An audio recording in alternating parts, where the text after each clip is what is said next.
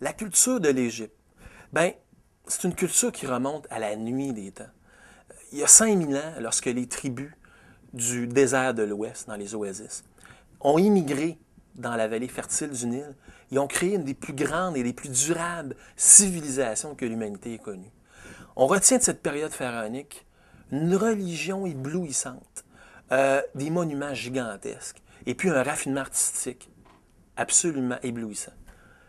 Après cette époque glorieuse, les conquérants venus par exemple de Grèce, de Rome ou de la péninsule arabique, ils ont fait qu'enrichir et puis s'amalgamer à cette culture. Les gens. Welcome to Egypt. C'est une phrase qu'on entend souvent en Égypte.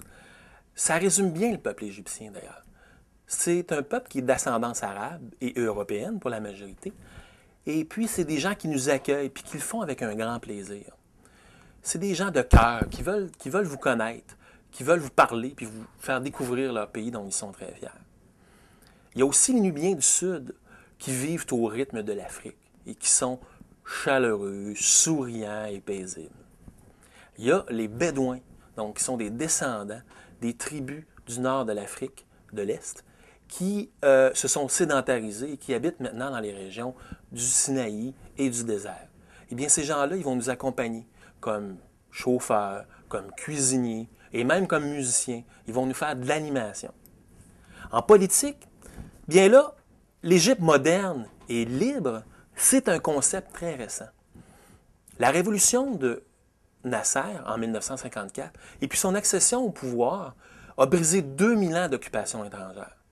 Certains événements marquants du 20e siècle, comme la nationalisation du canal de Suez, la construction du barrage d'Aswan ou les conflits avec Israël, ainsi que l'accord de paix qui a été signé au camp David dans les années 80, a donné un rôle prépondérant à l'Égypte dans les pays du Moyen-Orient, d'où, par exemple, le siège de la Ligue arabe qui se trouve présentement au Caire. Aujourd'hui, des problèmes comme la surpopulation, l'Égypte est un pays de 72 millions d'habitants, avec une capitale, le Caire, de 18 millions d'habitants, une ville très surpeuplée, la pollution, le chômage et puis la montée de l'intégrisme sont criants. C'est quelque chose qui est problématique.